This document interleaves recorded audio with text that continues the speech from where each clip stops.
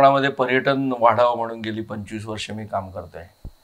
हा कोकण हायवे ज्यावेळी माननीय नितीन गडकरीजींनी मंजूर केला त्यावेळी सर्वाधिक आनंद होणारा कोकणातला तरुण मी होतो.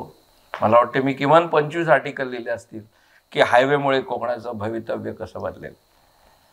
पण हाच हायवे 17 वर्ष पनवेल ते पळसपे ज्याच्यासाठी मी आंदोलन केलं 17 वर्ष झालं अजून पूर्ण झाला नाही. आणि 12 वर्ष झाली तर इंदापूरपासून पुढचा हायवे हा पूर्ण केला ना. मी नारायण राणे साहेबांचे विशेष आभार व्यक्त करेन की त्यांनी सिंधुदुर्गमधला हायवे आणि सिंधुदुर्गमधल्या सगळ्या राजकीय नेत्यांचं अभिनंदन करेन. त्यांनी तो हायवे पूर्ण करून घेतला. पण हा हायवे चिपळूणपासून आणि त्याच्या पुढे संगमेश्वरपासून लांजापर्यंत का राहिला याचं आत्मपरीक्षण इथल्या नेत्यांनी केलं पाहिजे आणि इथल्या नागरिकांनी पण केलं पाहिजे की हायवे का थांबला आणि या हायवेला अशा पद्धतीने करण्यामागे झारीतले शुक्राचार्य कोण आहे याचा शोध जनतेने घेतला पाहिजे. आणि हा हायवे जो 17 वर्ष थांबला ज्याच्यामुळे माझ्या कोकणाचं पर्यटन 17 वर्ष थांबलं. एक तर तुम्ही मदत करत नाही, एक तर तुम्ही सबसिडी देत नाही, एक तर तुम्ही कर्ज देत नाही. आमच्या मुलांनी जमिनी घाण ठेवल्या, पतपेढ्यांमधून कर्ज घेतलं, हॉटेल्स उभी केली. ते पर्यटक येऊ शकत नाही. कोण दोषी आहे? कोणी थांबवले हे कोकणातले उद्योग? आणि हे सगळं बंद झालं पाहिजे. हा हायवे हात जोडून विनंती की पुढच्या वर्षभरात पूर्ण झाला पाहिजे. या हायवे पूर्ण झाल्याशिवाय ती ग्रीनफील्ड हायवे जो आहे ते काम सुरू करू दिलं जाणार नाही. ही आमची शिवस्वराज्याची घोषणा आहे की पहिला हा हायवे पूर्ण झाला पाहिजे. कोस्टल हायवे येस झाला पाहिजे. पण हे हायवे होताना तिथल्या शेतकऱ्यांचं भलं कसं होईल याचा विचार केला पाहिजे. या हायवेवरती पहिलं गाव आहे वासुदेव बळवंत फडके शिरढोण.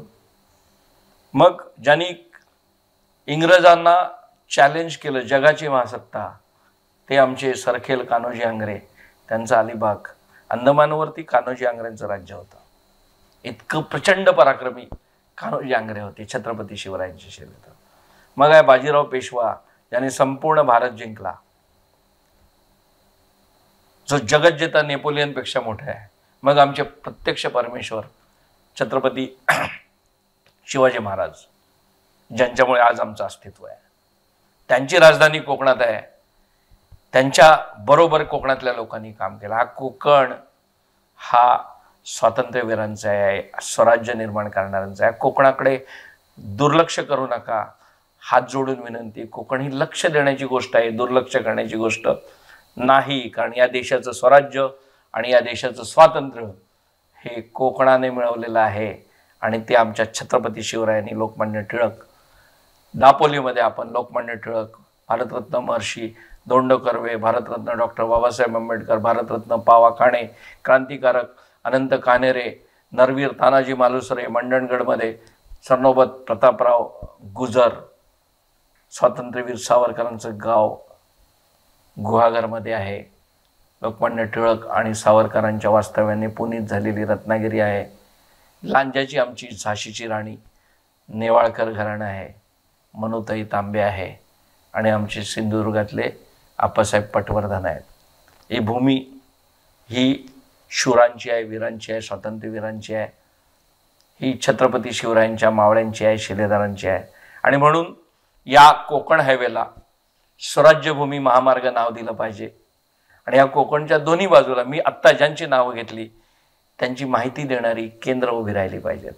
आणि या रस्त्याने जाताना पर्यटकांना, आम्हाला कोकणवासियांना, आमच्या पुढच्या पिढीला, अरे तू सावरकरांचा वंशज आहेस, अरे तू डॉक्टर बाबासाहेब आंबेडकरांचा वंशज आहेस, अरे तू लोकमान्यांचा वंशज आहेस, अरे तू छत्रपती शिवाजी महाराज ज्यांनी आपलं अस्तित्व उभं केलं त्यांचा वंशज आहेस.